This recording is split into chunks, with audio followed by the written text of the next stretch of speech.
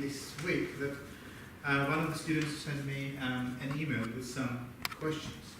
So I thought a good way to start would be to perhaps mention these two questions and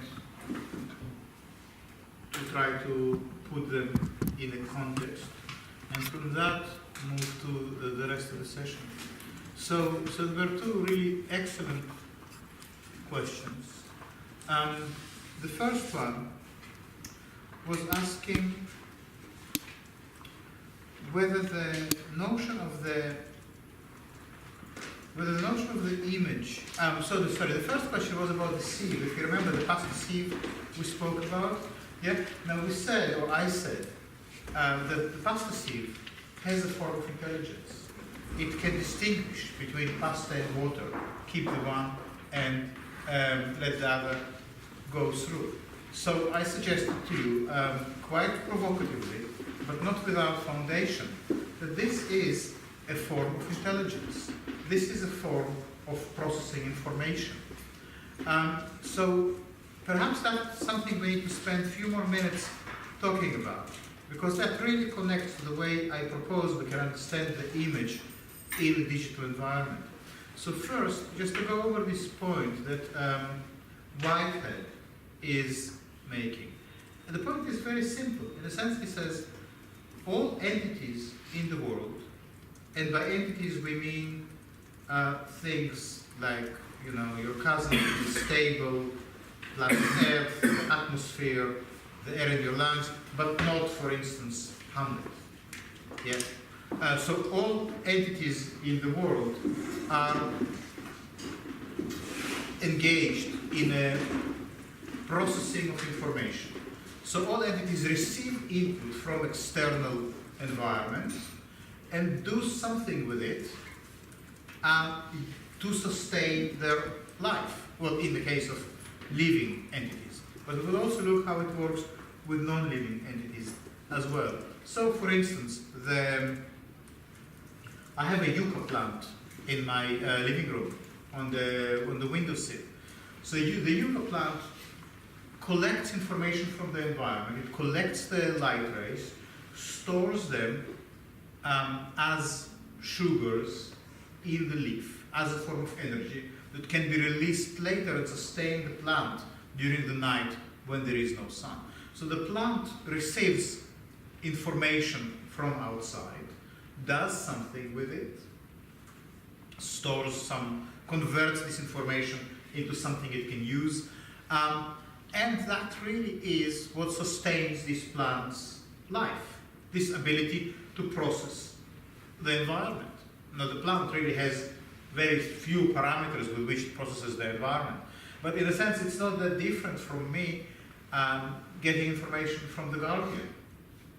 You know, that's what Whitehead says. He says all entities are engaged in processing input from outside, using some of it for various aims, normally to prolong life. Why would someone even want to say that? Or what? The question is not so much if you're now asking yourself, is it true or wrong? Do you agree with it or not? You are on the wrong path. That's not the question to ask. The question is not whether it's right or wrong. The question is whether this way of thinking allows us certain understandings that otherwise would be unavailable. The question is, what can we do with thinking about the world in that way? Well, one thing we can do is that we can explain the world without needing any external deity or any transcendental wisdom or reason or logic or the absolute or God or nothing like that, because none of it is required if all of life is processing of input, is receiving input, processing it, and doing something with it. If you take this view, which is, you could say, materialist to some extent, then you don't need to believe in externally given gift of life. Yeah? So you can develop a non-theological conception of being using that approach. That's just one thing you might want to do. Now, I'm not saying that you must, that's how you must think. If you want to have a sort of a non-religious conception of life, but it helps. Now, this notion of life as processing information, as I told you many times before, we encountered it for the very first time in the first session when I showed you the frame, and I said, what happens when an object, an everyday object, gets inside the frame? The moment it is inside the frame, it becomes something else. That was just data that was given in the world. It was just a thing in the world, one of these entities that Michael is talking about. Once it gets into the frame, it becomes information. It's framed. So now it is information. And as information, it functions in a very different way when it is outside the frame. So this notion of something getting inside the frame, getting processed, and getting speeded out in another form, that's how we understand algorithms to operate. But using Whitehead, we can maybe say, well, perhaps all of life is on that level algorithmic. The question in the email I received was formulated in the following way. It said, well, if we take what you say about the sieve, don't we just say that that's how it was designed by some human beings? And that's a very good objection or observation. It is true. However, there are two lines of thinking around that question. First is, yes, the sieve, the pasta sieve, is clearly man-made and it was designed to perform a certain function. However, sieves are found, there are also non-man-made sieves. Yeah? So, for instance, geological layers filter the rain in different ways. And let's say, in some parts of England, in Devon, I think, you have these chalk rocks, which are sort of sediments from the rain that falls from the sky. So there is a kind of filtration, and this processing of rain as data and separating it into several components and building the mountains like this also is happening outside of the kitchen sink. So that is one way to think about it. The other is to say, well, yes, maybe the sieve really is made by human beings. So what human beings do that they could impart onto the sieve?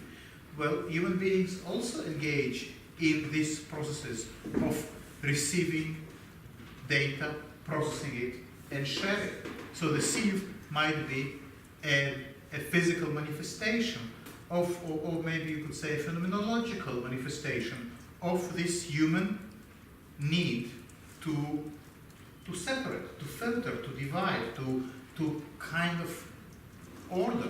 But what happens, for instance, when in the beginning of the spring, water is gushing from the top of the mountain and running down the mountain, forming a lake at the bottom of the mountain until the lake fills up, overflows, and then the water keeps gushing until it reaches the sea. Yeah? Along the way, all this water etches the mountain and moves stones and boulders and redefines the landscape. You could say that water operates as a landscape sculptor, sculpting the landscape in a particular way. Yeah? And so the water, in a sense, creates an image or a sculpture in its way. Yeah? Again, you can look at it as a way of the mountain and the water in a continuous relationship of mutual translation and negotiation. Information is flowing back and forth between the rock and the water, and both are modified and changing in the process. Now, this is slightly outlandish. I think outlandish is appropriate because when you talk here about land, about how land itself has a form of intelligence. So perhaps this is an outlandish way of thinking, because what we are trying to do is to deterritorialize or defamiliarize ourselves with very deeply, it's again a kind of a geological metaphor, but very, very kind of deep formations, very solidified, mummified, fossilized ways of thinking, you know, which, as we explored in these sessions, go back to the way people like Plato and Aristotle set up kind of the Western mindset, all based on these divisions between thinking and doing, images and things, subjects and objects, male and female, you know, all these very clear distinctions which really help to build a scientific project, an economic project, a democratic project, a capitalist project, you know, all these things are greatly helped and facilitated by this very clear division into boxes. But alas, as we explored last week when we looked at fractals, that's not how the world is organized. Annoyingly, the world always refuses to fit into these boxes. Yeah?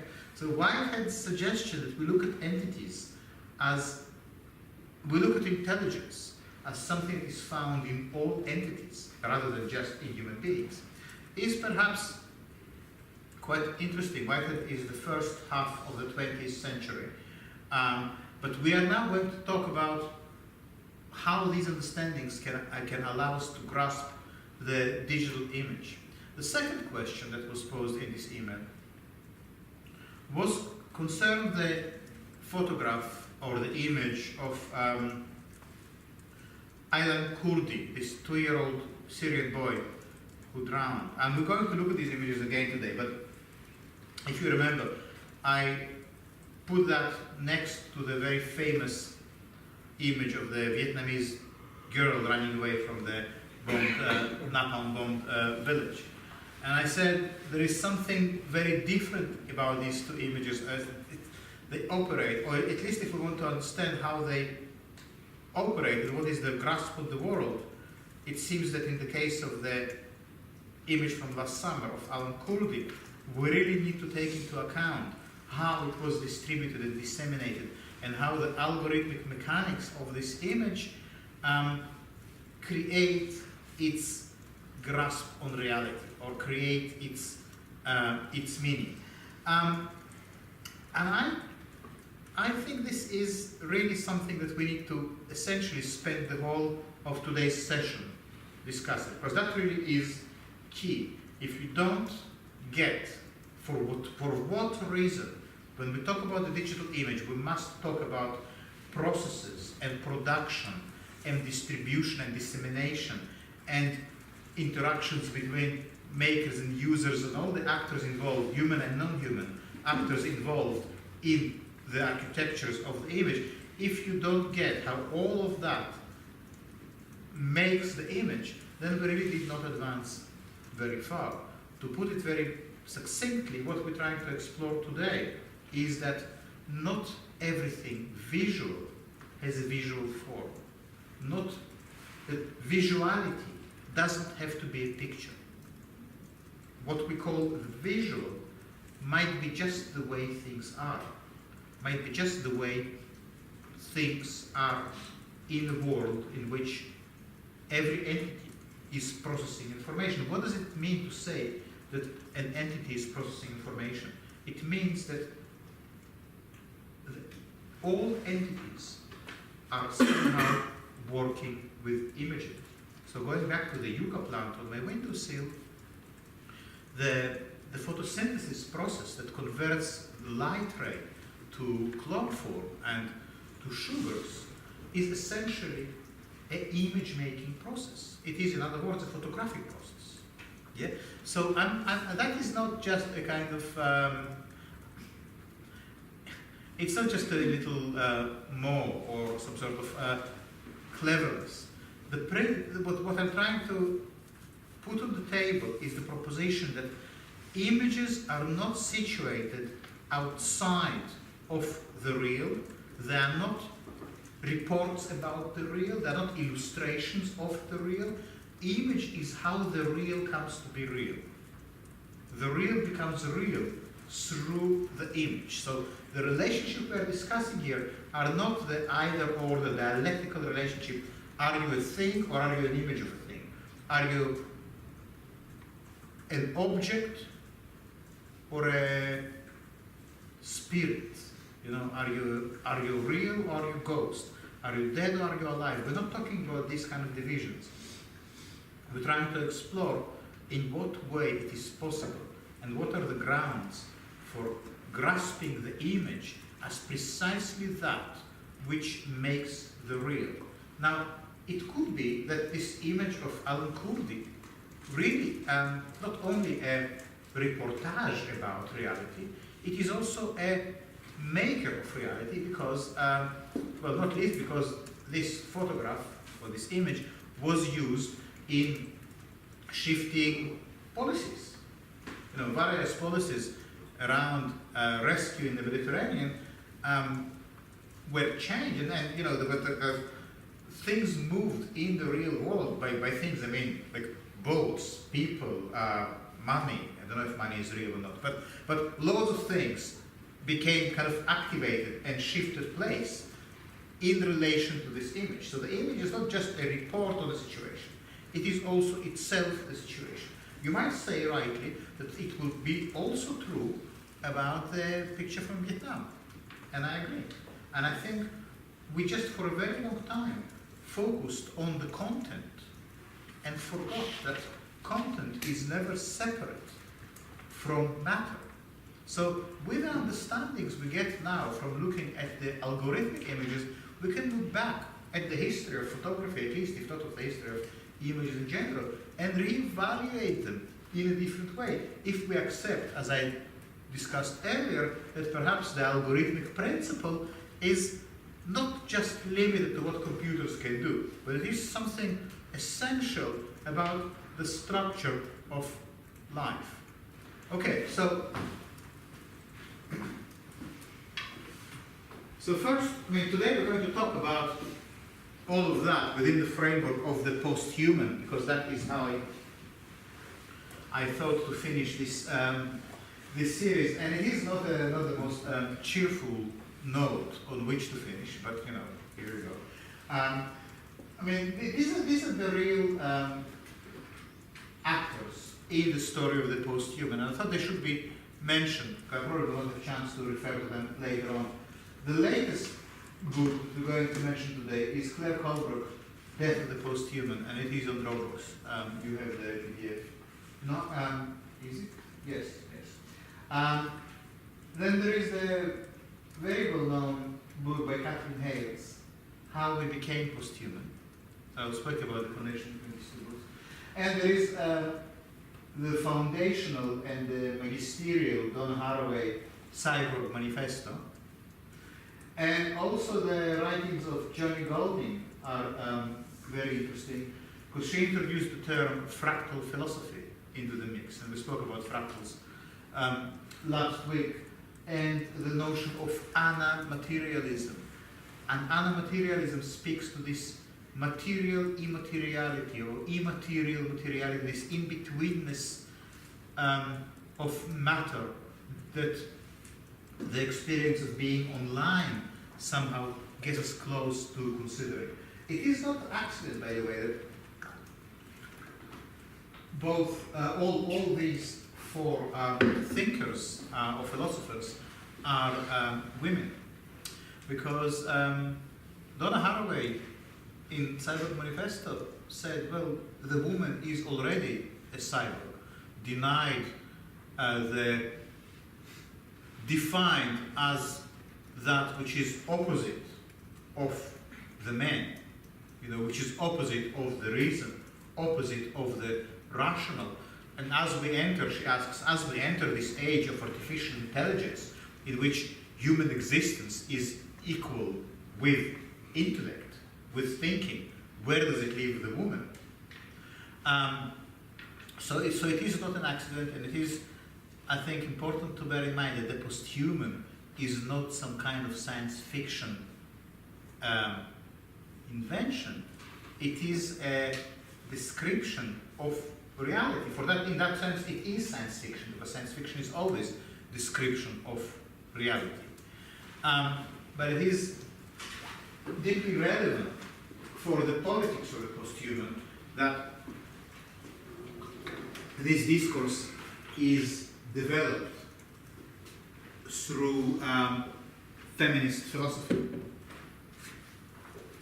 So, but today I want mostly to talk about Claire Culbrough's contribution because it is the most recent, and I thought it would be nice to finish on something that was just published several months ago. It is really the latest of the thinking on the subject. So the question is, why do we need to get out of dialectics? And what that has to do with photography? That's what we spoke about over the last several weeks, but so I'm going just to remind you to put a few little points on the table. What is wrong with dialectics? What is dialectics? You remember the little German word aufheben? You know, the lovely German word that means to both preserve and erase. What happens when you preserve and erase at the same time? A decent English translation of aufheben would be to archive. To archive means to take something and store it for safekeeping in the archive, but at the same time to take it out of circulation. Yeah? So you need to kind of bear in mind this duality of this movement. You take out, but this taking out also preserves. You know, so it's not taking out that destroys, it preserves, but it's also not about being there in the mix. You know, so when you are archived, you are retired, you're on a garden leave, you are somehow, you know, you're not allowed to influence anything. You know, when you are being archived, you're usually locked, you know, for 25 years, 50 years, and then the document comes to life and people see what it actually means, you know. So that is the notion of sublation.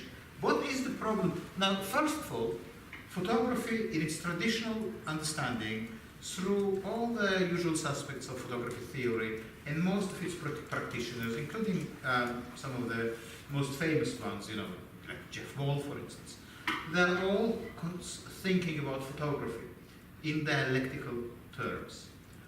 What that means?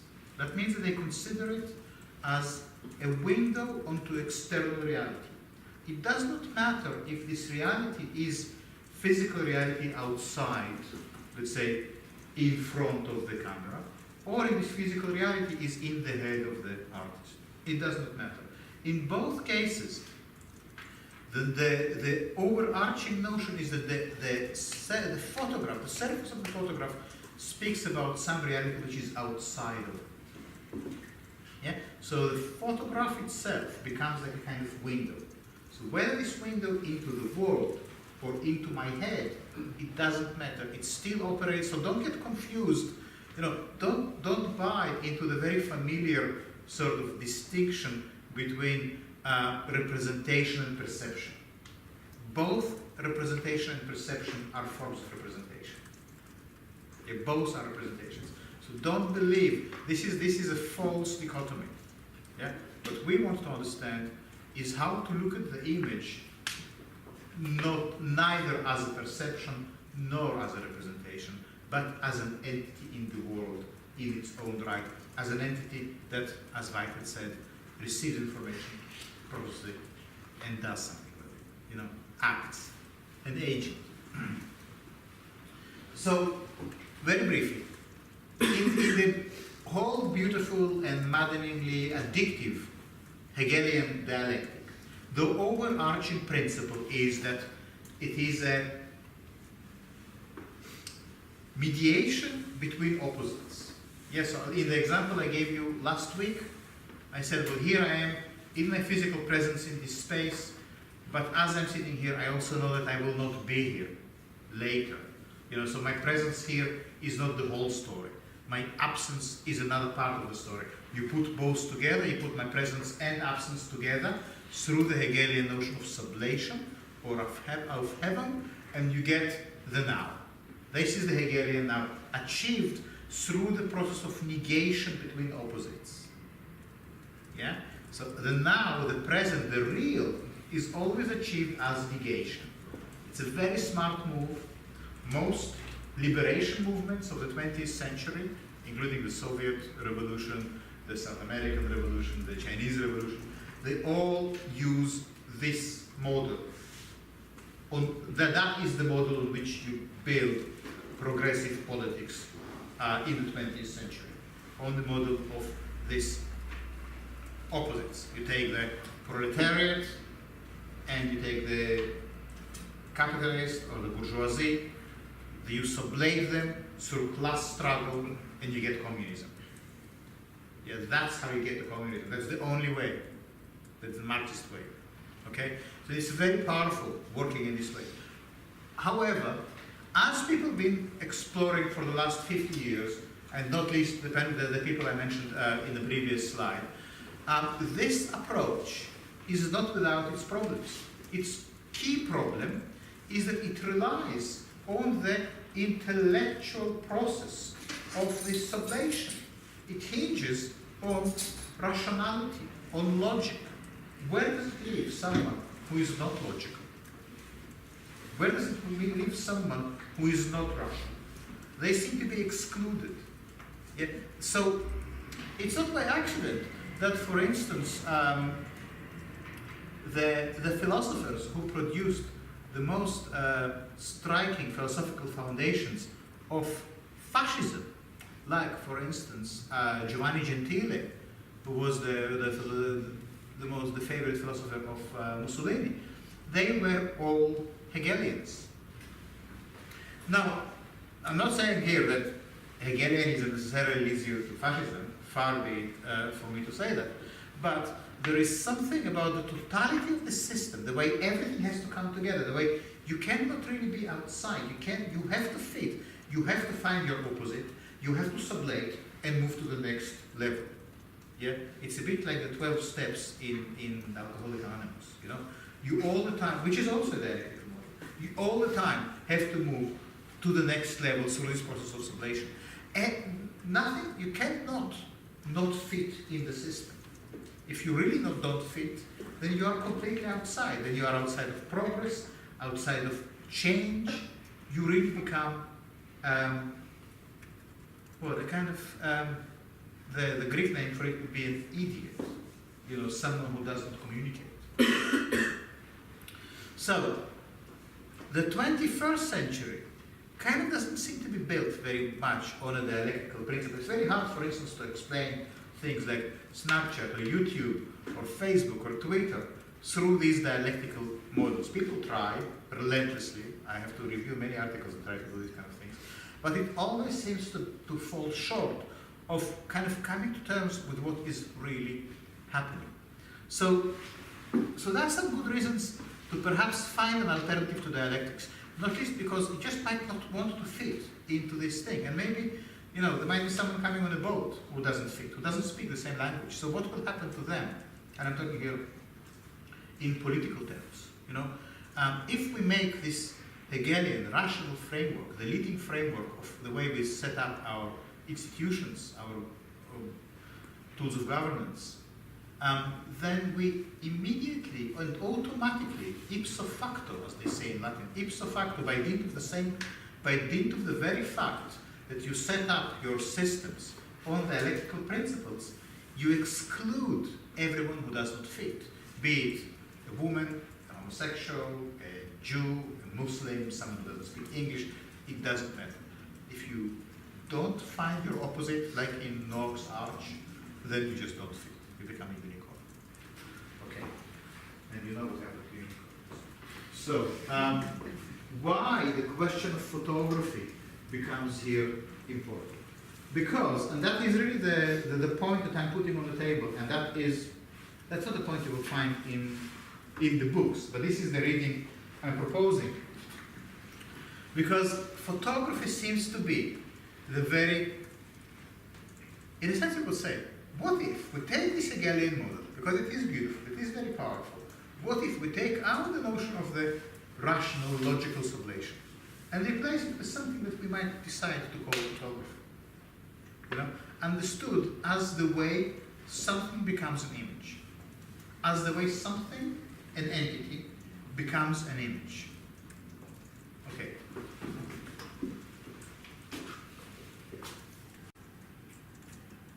So you remember the Mobius band. Why it was important last week, and here I wrote, believe it or not, I found a piece of film in the house. So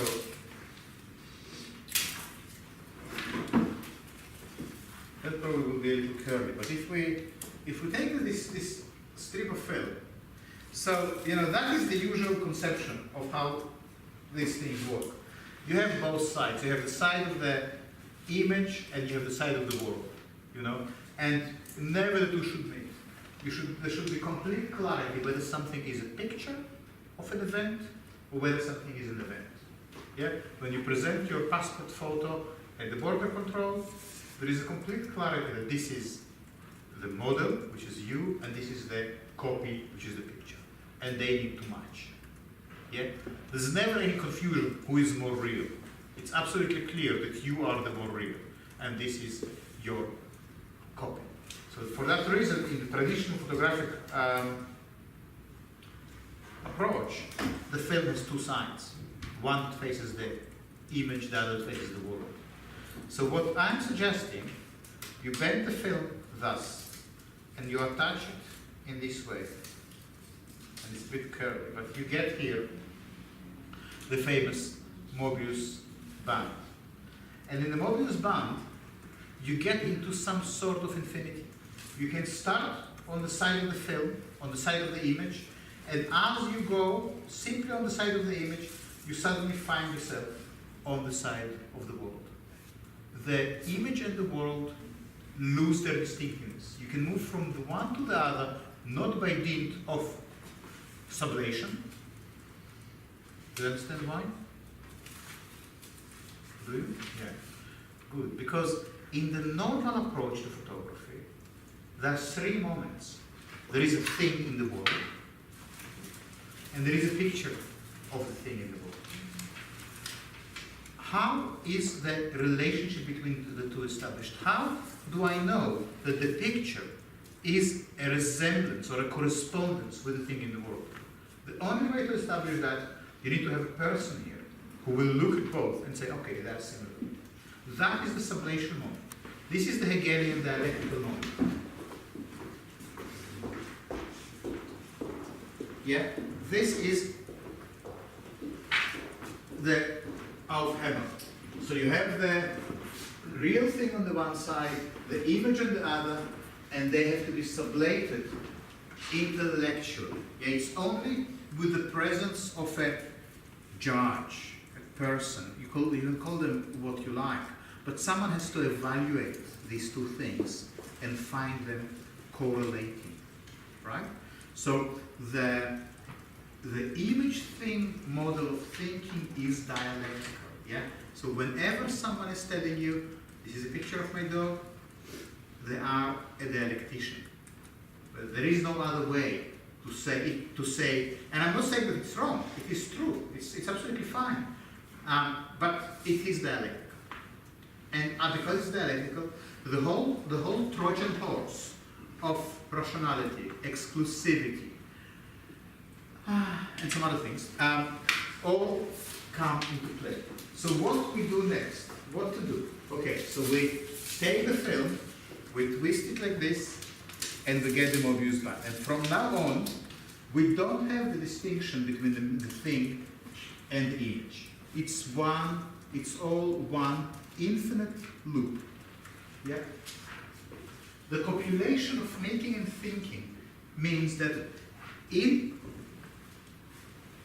putting photography here, we immediately abandon the distinction between the world and the thought about the world and the picture of the world.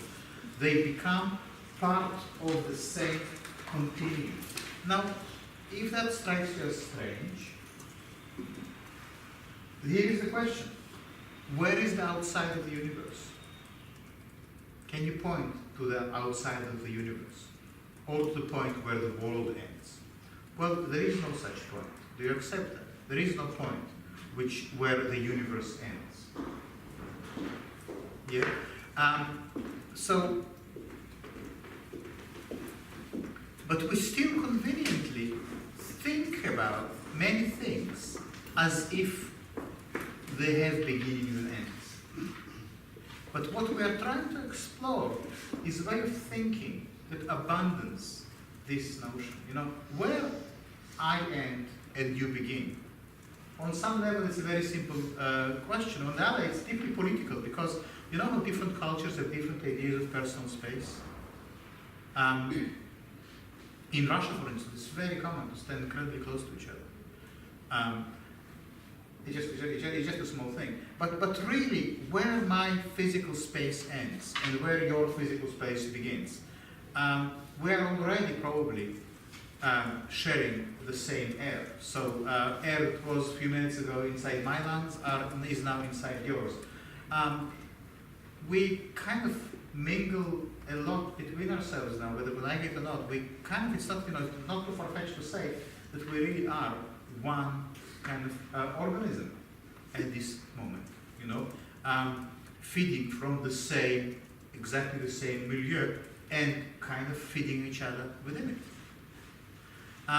So how can we, what kind of image can correspond to this experience in which, my body doesn't end where my fingernails end and not where my skin, because the skin is not the end of the body. The skin is just a membrane that transfers various materials or information, if you like, from inside to outside. The skin breathes, it takes in some elements from the air, it expels something into the air, so do my lungs. So where the body exactly ends, where is the outside of the universe? Where is the outside of the Mobius strip? Well, the Mobius strip has no outside. There is no outside. There is just a surface. What does it mean to say that there is just a surface? Well, it's like the web, it's like the internet.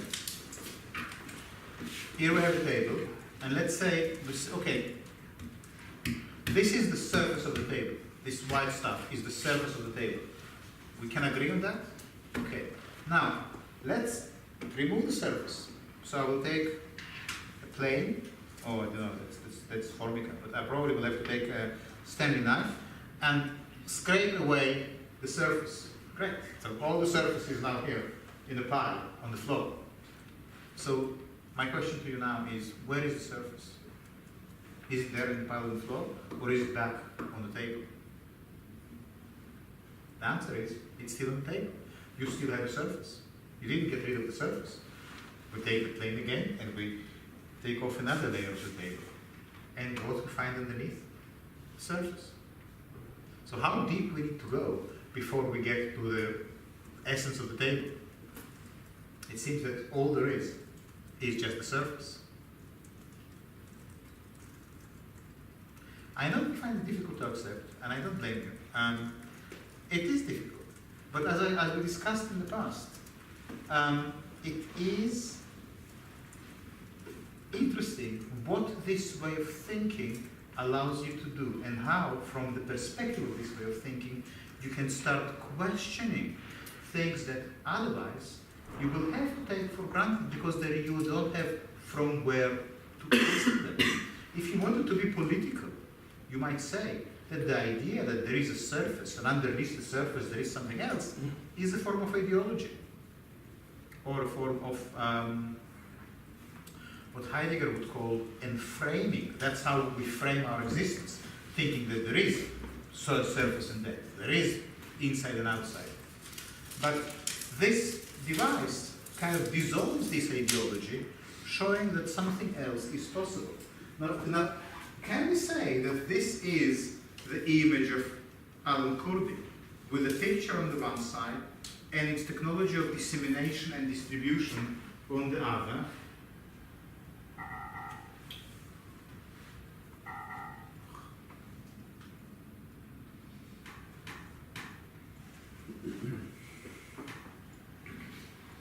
So this is the dissemination of the image after 3 hours, 3 hours after it was posted online. As I told you, this is from BuzzFeed. I don't vouch for its accuracy.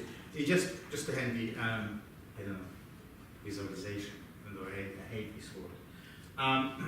So can we say that the that the image is made, the image is on the one side, and its algorithmic distribution is on the other, that's after 2 hours. But the way the image is constructed is as a Mobius band, a Mobius loop. So you can start with the content of the image, and you invariably have to get through the algorithmic distribution, the architecture, all the non-visible aspects of the image, and in order to move on and get back to the content. The two things are inherently interlinked. To analyze this image from the perspective of its content would be a violation of the way it operates. It will not get you to grips with the actual dynamic that produces the image. Yeah? You will get a semiotic answer. You will get a dialectical understanding of this picture as a sublation of reality into an image. All of that you can get. Will it help you to figure out how this one picture suddenly becomes the most significant event online and for a while kind of having this impact? Well, I doubt that. I really doubt that the semiotic structuralist analysis will get you to grips with why something like that sticks when something else just doesn't. So, as you see, I'm trying to answer the questions posed as we go along, but now I have to take a step back into the world of Greek philosophy, which we never seem to be able to leave behind. Here you have another one of these Mobius bands, and well, Parmenides, he's the pre-Socratic philosopher, and it's important he's pre-Socratic because he is before this rational turn. You know, he belongs to the time when philosophy is not yet based on the dialectical Socratic dialogue. Yeah? So what Parmenides tells us, to gar αυτό νοέν τε kai enai. It is the same thing that can be thought and that can be. In other words, there are many translations, but one way to, and it's a fragment, so we have a poem from Parmenides, and this is fragment 3, and it's only this one line, to gar αυτό νοέν τε kai enai. And it means that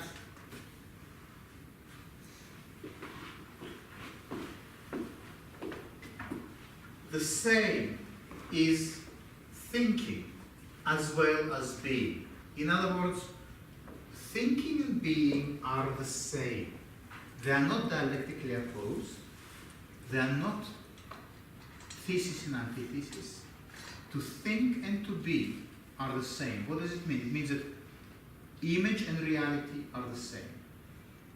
The matter and spirit are the same. You don't think about the world. Thinking is the world. Yeah?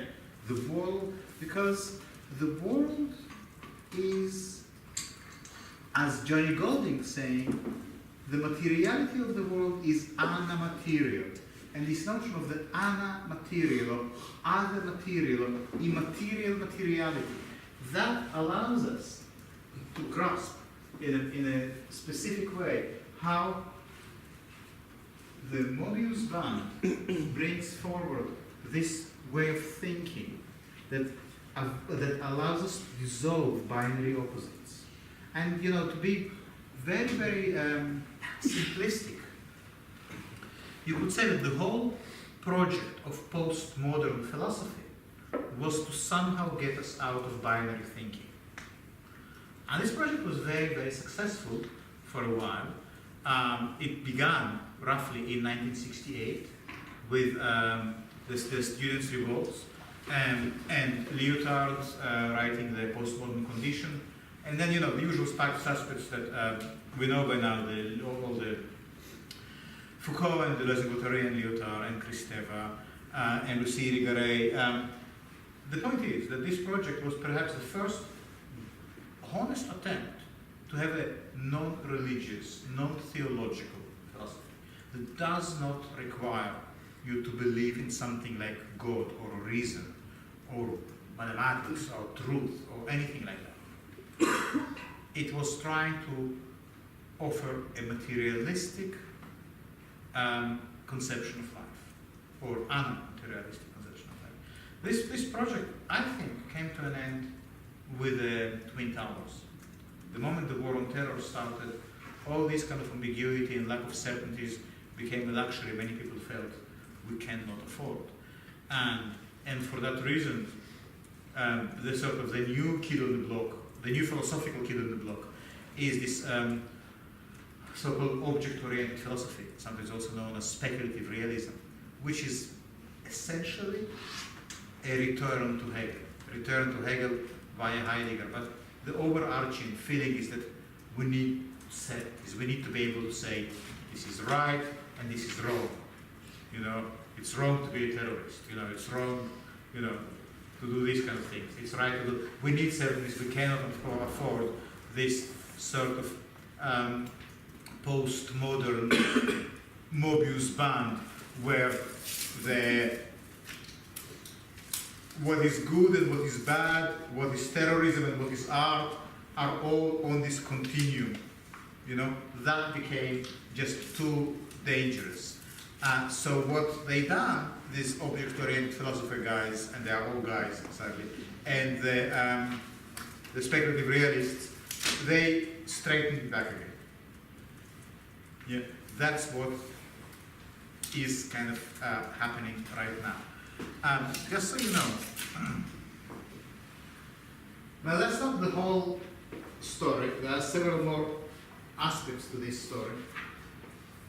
But how are we doing? Okay, so I was just now really answering the two questions that were posed to me. One about the sieve and the possibility of non-human intelligence, which is very different from artificial intelligence. That's why I think you need to bear that in mind. We're going to talk about artificial intelligence in a minute. But we just talk about now about non-human intelligence. And we also spoke about what makes this image. And my suggestion is that this image and its distribution, obviously, this is really just a visual representation or illustration of processes that cannot really be pictured. This image is deeply flawed, and really, I shouldn't be showing you that according to my own thinking. That's really not the way to try to grasp how algorithms operate. So I'm only putting it here just because I want you to get the sense of that. This is the previous image of Alan Cordy in its fractal distribution. The fractal distribution of the image doesn't really care for its content. It's a particular packet of data that responds to particular conditions as it moves between various nodal points in the network. And by the way, so we are absolutely clear, you know how in forensic science, the first principle of forensics is that everything leaves a trace. So if you breaking and entering into someone's house, there will be a trace, there will be a hair, there will be a sieve from your clothes, there will be like a piece of your skin or something. Nothing can happen without leaving a trace. This is the first principle of forensics. That's why you look for fingerprints. But online is the same thing. Everything online leaves a trace. So if you viewed an image in your Facebook stream, without doing anything, without adding a tag, without liking it, without disliking it, without leaving any comments, you already left a trace on the image. The trace in two places. First, the image left a trace on your data shadow, and now it is traceable, and it is possible to establish that you viewed this image, or at least it was on your computer. But also you left a trace on the image's own data shadow in its metadata, which is an enormous construction of architectural construction that can sometimes look as a visual picture. But essentially, it is a non-visual spectre, a non-visual entity that morphs all the time as it traverses the internet. Yeah? So it's not like there is a sort of picture, you know, because I suspect that most of the time when we think about the internet, we think that it is a bit like a sort of pneumatic post. You know, you take a picture, put it in the tube, put it in a tunnel, and then like a gust of air blows it somewhere else, and then someone unpacks it, looks at it, puts it in another. And that's not how it works, because there is really no image. All there is packets of data and algorithms that know how to put them together and give them a certain shape on the computer. But essentially, the shape is just because we used to looking with our eyes. But for someone who is non-human, who doesn't need, let's say, eyes to look, the image doesn't ever need to become visible or lookable. So it's not about the content, you know? And yet it is about the content, because this image moved us, or moves us still, or it is an image, it can make you cry. So it's not about the content, but it's about content that is constructed algorithmically. Yeah?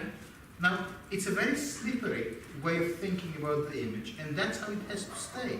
It is slippery, because we're not trying to go back to the certainties of the image or a thing, black or white. So somehow you have to accept the complexity and ambiguity.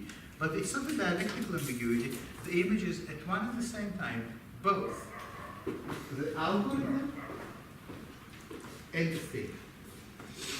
And in between, there is the undecidability and the randomness with which algorithms operate. And that makes this image unpredictable. Okay. So I hope that now, and that also, I think, how we could go back and look at this image, now that we know that it is also a Mobius band, we can look at it again, not as a representation of something that happened, but also as something that is actually happening now, and perhaps scorching and burning and exposing just right now. The world itself has a visual dimension to it, which is not necessarily one of the image. There is a certain poetic of the way information is absorbed and processed by each and every entity. This very act of the yucca plant processing the light and converting it to something it can live with or make life with, it's itself a poetic act. So there is a certain poetry in the yucca plant, striving to be alive. Yeah? It is a technical process, it's a mechanical process, it's also a poetic process. The poetics of life and the mechanics of life are again somehow connected. So that would be a good point to have a look at Claire Colebrook. But before I do that, do you have any thoughts, any comments about this part?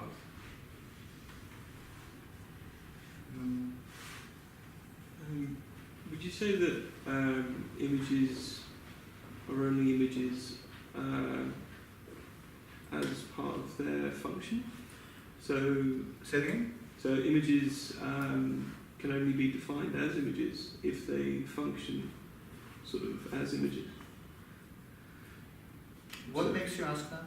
So in the sense of the previous image, if that was kept kind of like,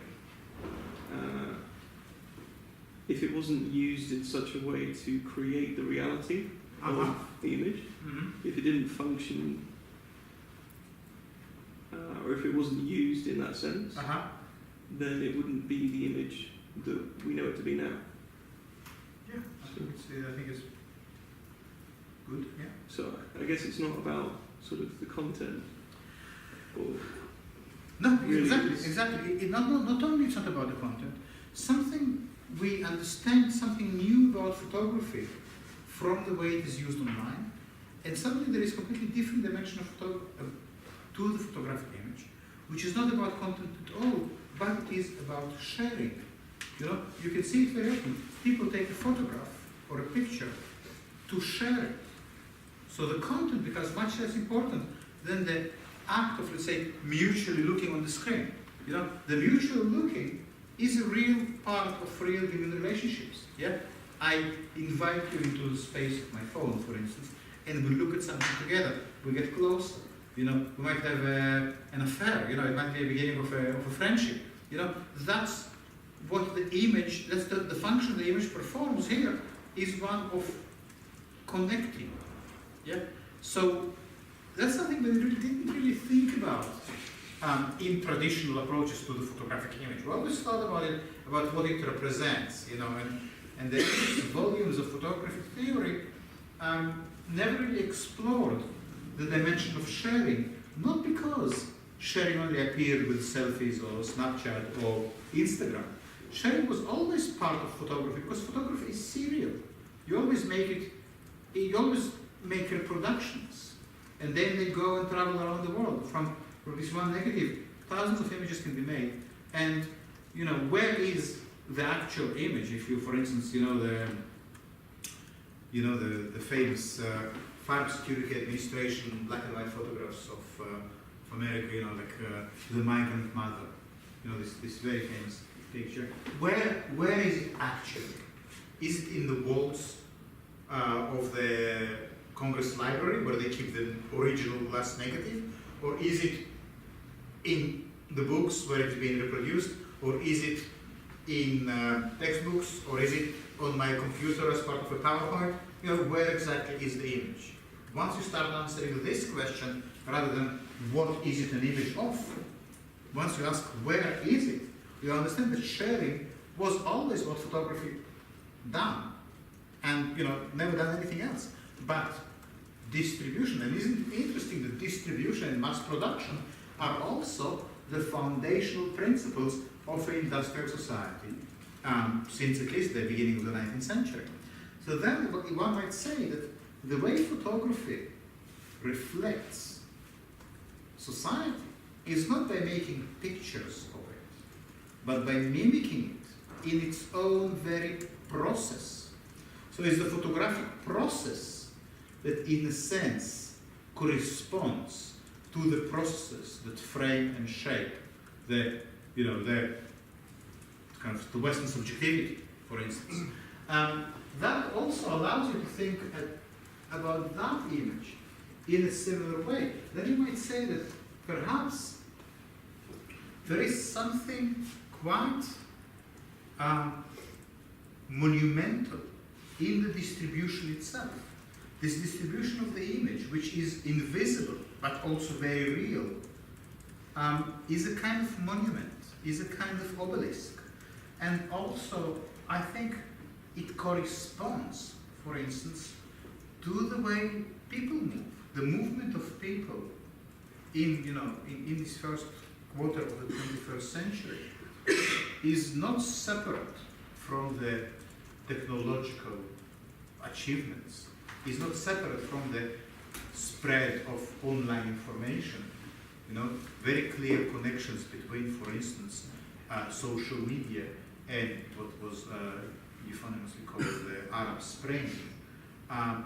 So we have Facebook and Twitter allegedly somehow implicated in the Arab Spring. Then the Arab Spring itself creates the political situation in Syria, in which people must escape this terrible war.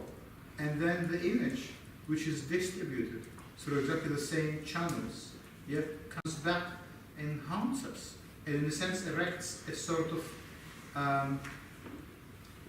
invisible sculpture out of its own multitudes of distribution that we are witnessing and experiencing in a very different way to the way we look at the image and read the content of its surface. The content seems related to the distribution, so we're talking about the image of the Syrian child. It seems relevant that the content is so immediate and so striking. So the content really, you can recognise, there's a recognition when you see that of a tragedy. Yeah. And similar with the previous image that you showed in Vietnam, you can recognise a tragedy. It seems relevant that those, and if we think about selfies or other images to be shared and distributed, they're very easy to recognise. You know, a baby photo is very easy to recognise. Yes. So it seems interesting that the content is recognisable and it seems to be very relevant to their distribution. But don't forget that the distribution is also tragic. Not only, you're right about the content. The content is hard-hitting and tragic. But what I'm trying to say is that this has its own tragedy. You know, what Roland Barthes could never understand is that desires also happen in the dark room. Processing the film, you know, making a print, all the kind of the labor of photography has its own desires and passions. It's not just in the visual image. You know, there are investments and appetites that go in the production and the making. So while you're right, the image is tragic because it's an experience, affords a certain feeling. So does that. You know, that's why we spoke last week about the undecidable image, about the way algorithms create realities which are not entirely logical and rational, which have this, because they are based on contemporary mathematics and the undecidability theorems of Gödel and the halving problem of Alan Turing, they contain within them incalculable dimensions. Okay, any other questions here? I'm getting increasingly confused here, but isn't one other issue that with technology enabling this sort of viral distribution, that the meaning of the image gets so huge that is what makes it so undecidable in the end. I mean, so I'm just wondering what you think about an originally analog image that was digitalized, and that then went viral. So you could have a horrible picture from the First World War that would, that we can find on the internet today, and that could go similarly viral, i.e.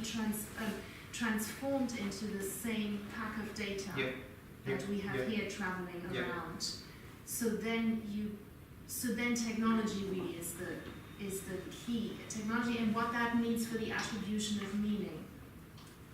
Well, I think technology is always the key. That's what I'm kind of trying to introduce. I mean, when we spoke about this notion of every entity processes information, how does it? Well, there is technology involved.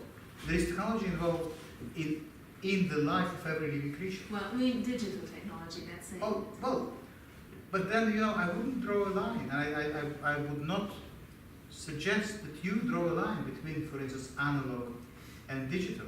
Perhaps it is more useful to go back and find all these Mobius loops, in previous forms of the image as well, because I think what the important kind of takeaway, as they say in the States, is that this dialectical thinking that privileges the visible surface, the optical surface, and its semiotic meanings, this model, prevalent and powerful as it is not without its problems.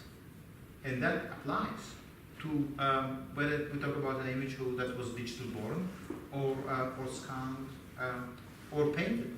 But then it gets down to a problem of language, I think. Yes. We do not, that is the central thing. Our whole language is a Hegelian construction. correct? Everything. And that's why So you Heidegger, break when he out do- of it if language is still your dominant mode of communication. Can you really think it if you can't express it? I mean, yeah, probably, but still. I mean, well, you always will have to be dealing with the impossible. Yeah, it's like pointing to the end of the universe. And the answer is yes, you can, but there is always a but. You have to learn how to live with paradoxes. that brings you back to Wittgenstein, doesn't it? Brings you back to many a character. Yes, Wittgenstein, Deleuze, all the Derrida that you mentioned earlier. It brings you back to everyone who says we somehow have to stop thinking in terms of form and content. You know, not necessarily stop thinking. It's not like it's just that if you only think in terms of form and content, your world will be made of form and content.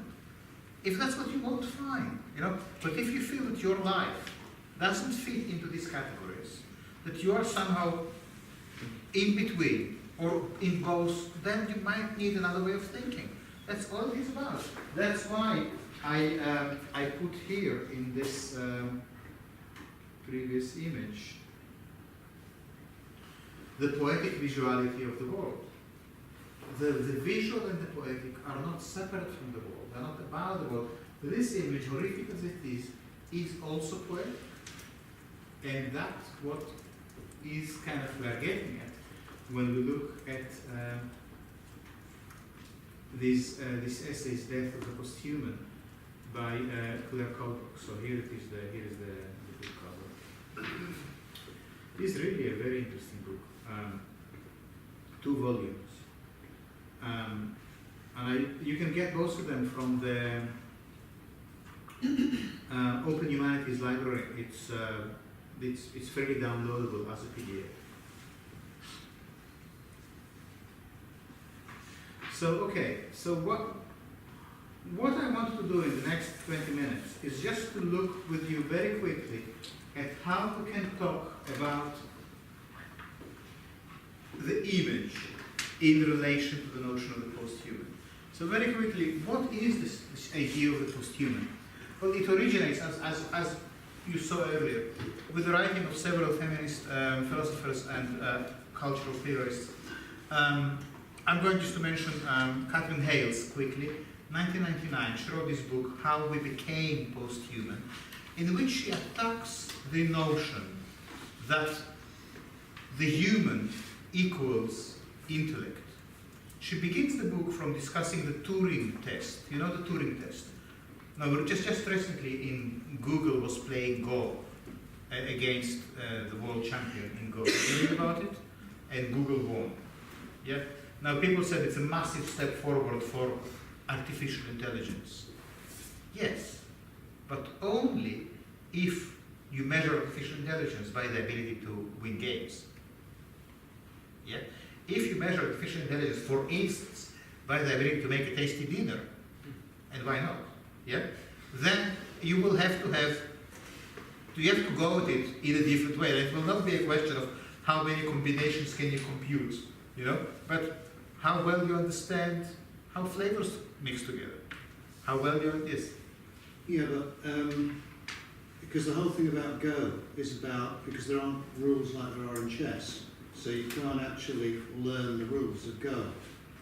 And what it's principally about is pattern recognition.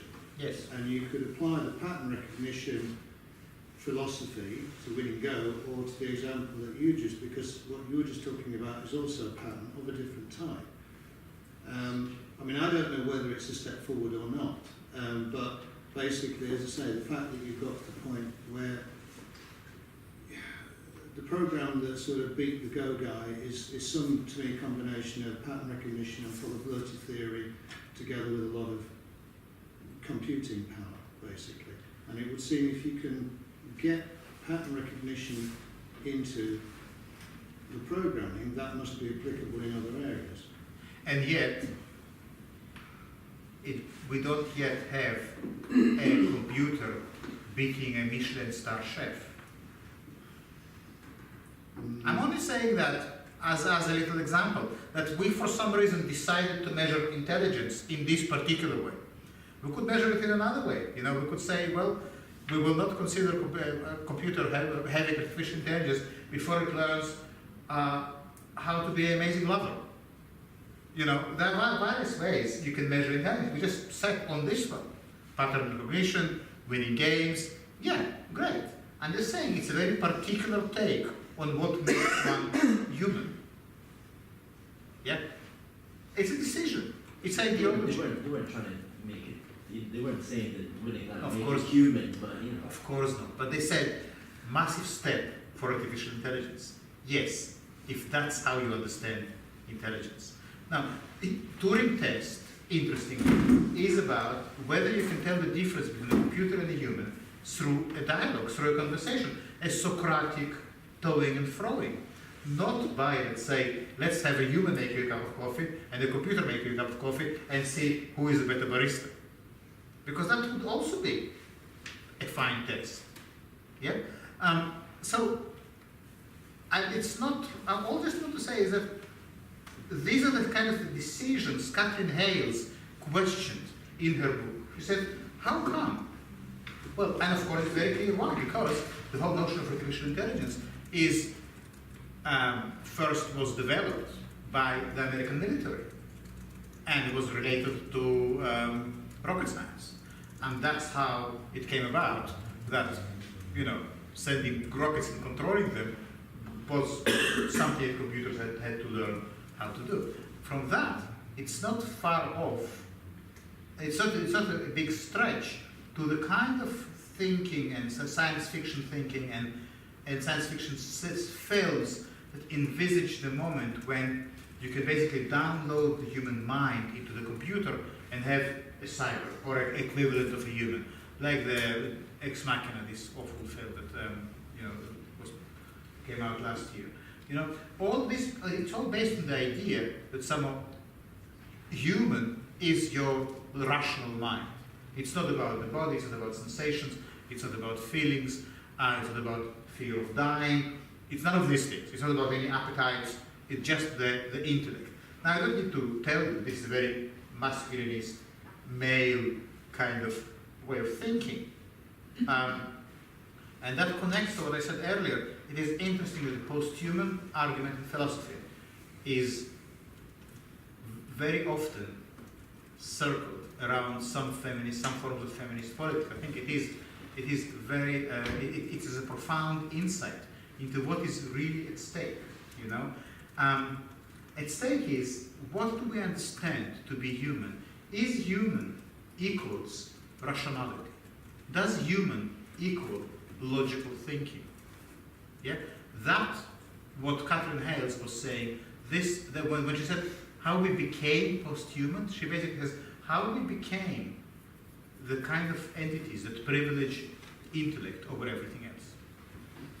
Okay, so that is just the background to Claire Colebrook's book, The Death of the Posthuman, in which she talks about the way where this way of thinking, what kind of understandings we are getting it through this post-human thinking. The post-human thinking is also not anti-computers. It's not anti-computer science. It's also not anti-technology. It's a bit like, you know, like Hollywood. Hollywood can make great films and it can make awful films. It's a mode of production. It's energy. What used for is a political question, rather than a question of the environment, the milieu itself. So Colebrook says something very interesting in this book, which really that's what made me want to pay a lot of attention. She said, as long as we consider ourselves a race, like a human race, then two things are inevitable. First, that two connected things are inevitable. First, that we are invariably races. Well, because we see ourselves as a race, We are racists. And we are also, for the very same reason, we race towards extinction. So that's our understanding of the idea of a human race. As a human race, we do two things. We establish ourselves as a race apart. So we take a racist position towards the world. And we also race towards the demise of the world on all its entities, including the human. The question for us, for the 15 minutes that are left, is what that has to do with an image, what that has to do with photography. So interestingly, the first chapter of this book is dealing with this question, framing the end of the species, images without bodies. So that suggests that images have something to do with that the end of the species, or the global economic, the climate change situation is somehow connected to the way images operate. So let's have a look. I had something highlighted there.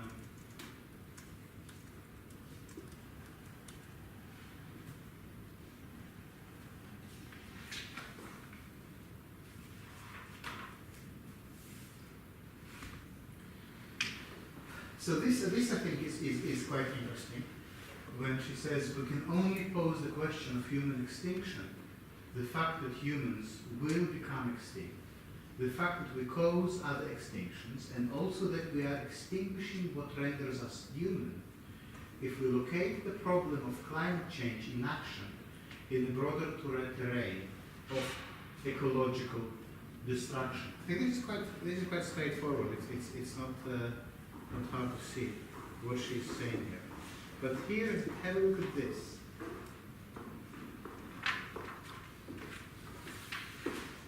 I'm looking at the top section.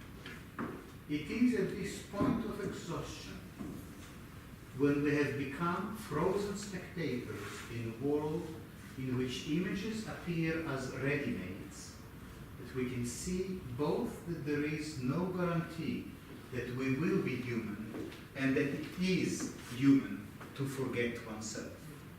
Yeah? So, the sort of, the quite interesting definition Colebrook proposes here of the human is that the human is the one who forgets who he is. The human, what does it mean to be human? To be human means to forget your humanity. This is the up-to-date definition of being human. It's to forget your own humanity. It somehow also connects, I think, to the fate of this image we discussed earlier. Now, what makes us forget our own humanity? Again, the answer is here in this blue quotation.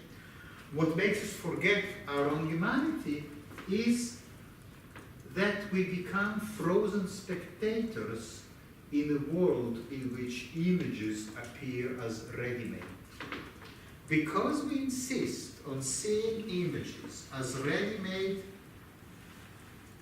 imprints of reality, copies, that allow us just to sit and spectate them passively.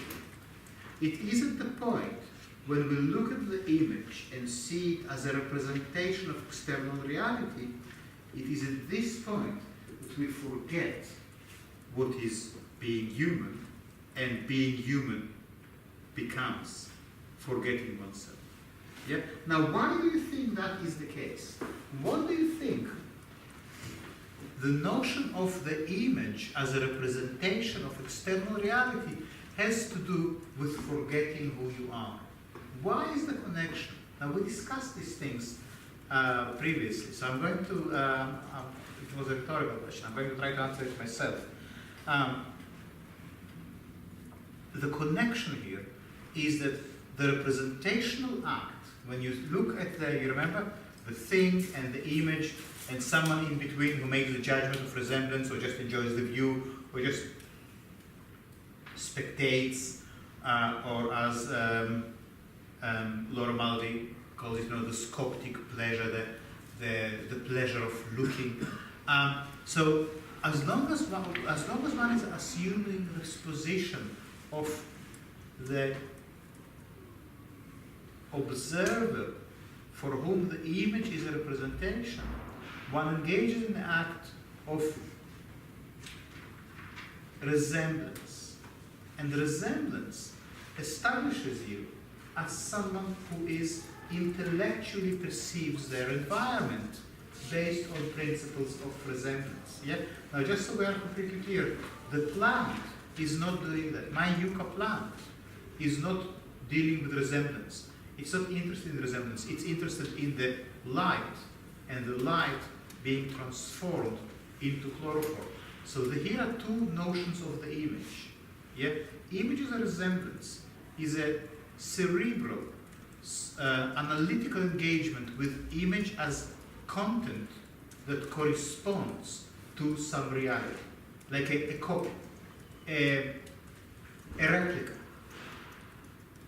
The image that White talks about, the image that my yucca plant is doing, is not doing that at all, but is really engaging with the process of receiving information, processing it, and outputting it. So both the spectator and the yucca plant deal with images. The yucca plant deals with it in terms of a black box, information as sunlight, for instance, comes in, gets processed, stored as sugars, then used in various ways. The spectator, who is essentially the Cartesian demon or the Rodin's thinker, yeah, that is the spectator. The spectator, the thinker, contemplates, or the photographer, contemplates the image analytically. It's all happening over there. Yeah? There is no connection. Because there is no connection, because your engagement with the world is analytical. You remember the etching by Dürer I showed you a few weeks ago, the artist drawing a nude. When you have the artist sitting there with apparatus, with a viewing apparatus in front of him, the model on the other side, in between them, the screen. The very screen. But in the 15th century, it was just a frame with some wires, but the resemblance with the screen is stunning. So the artist cannot reach the model, cannot touch her, cannot caress her. There is a screen between them. He only has access to the cells in the screen and the binaries of dark or light. Yeah? The artist this is already a digital artist, and that we're talking about the 16th century, Dürer. Yeah? His artist is already digital, filling little squares, pixels, picture elements. Yeah? So this artist is not in the world. He is representing the world by being outside of it. If you remember another painting we looked at, Vermeer. No, we didn't look at it actually. But Vermeer has this, the cartographer or the geographer. The guy sits by the window and draws and charts or maps the landscape on a sheet of vellum in front of him based on what he sees outside the window. He is not in the landscape. He is not part of what he depicts. The depiction is accurate, is precise, is rational.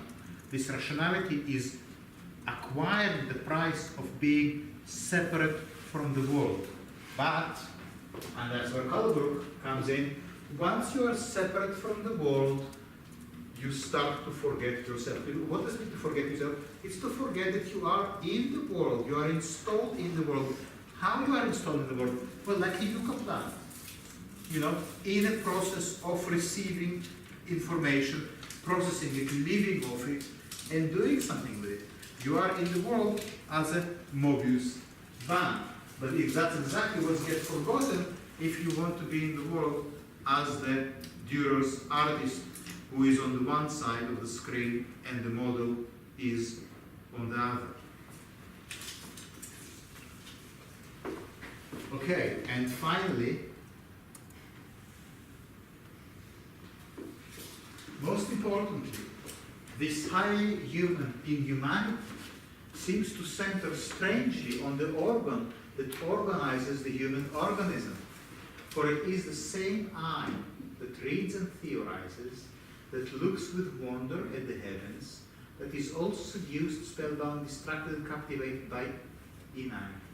Now we're going to skip, and here the eye is geared to spectacle as much as speculation, with speculation itself being both productively expansive in its capacity to imagine virtual futures and restrictively deadening in its tendency to forget the very life from which it emerges. So very quickly, to forget the very life from which it emerges, it's the Dürer's artist. It's the one that Rubin's thinker. It's the analytical, the photographer, the documentary photographer with a camera and a tripod, who will tell you everything about any corner of the world, but not about what they are doing there, and how are they in this place, and how does it feel to be there, you know? And so that is the dual sense of the eye, is that the eye is both organ of sensation and organ of speculation. When you speculate, you are detached. This is the moment of the separation. And the kind of notion of forgetting one's humanity appears to us to be located in this notion of the eye. But speculation itself is not without redemption, because speculation can be productively expansive if you use speculation to imagine new forms of humanity. If, for instance, you use your ability to speculate and to think, and to, for instance, construct computers that can, win games, if you use that to imagine what kind of future humanity can have, do we always need to go back to, do all women have to look like Botticelli's Venus, do we always have to go back to the ideals of the Renaissance, or are we now in the possession of tools to reimagine what a body might look like, to reimagine what a human being might look like? So here this notion of speculation, on one hand, can take us into forgetting who we are through this notion of detachment and alienation, or it can also allow us to, in a sense, use our eye as a synthesizer, as a musical electronic synthesizer, that takes inputs from various sources in order to create from them something new. So I will try to make something like a closure in the next couple of minutes. So, what have we done in these 8 weeks? I think you will have to tell me. But I wanted to show you that thinking about the digital image, taking the digital image seriously, requires us to figure out how images are processes. They are not statements about facts in the world. They are themselves processes that make the world. The shift, the delicate shift I wanted to introduce is from thinking about images as static, frozen ready-mades, as Kalbrook speaks about here, to images as processes. And again, don't forget that the question of the ready-made is a political question, with all my immense respect to Duchamp. I think that has to be said. Now, so for instance, my lovely phone, everything wants me to think of it as a ready-made.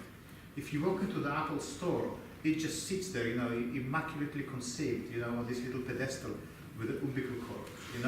No one tells you where it came from. No one tells you who made it. It's not like when you switch it on, there is the happy worker says, "Hi, I hope you like my phone." All traces of production were surgically removed and erased, so you get a ready-made.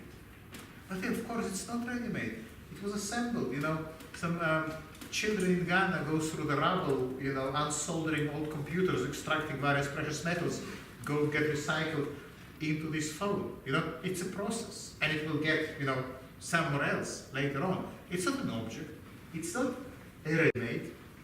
It's made, mostly it's made actually, and that's what the Cyborg Manifesto by Donna Haraway is about.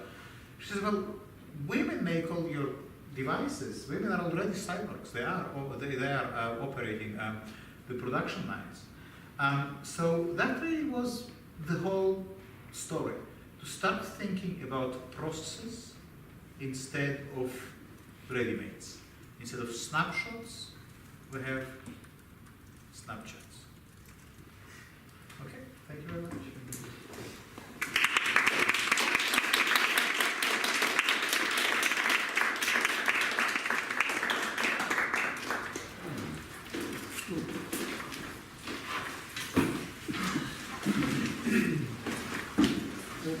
Quick question. Hey.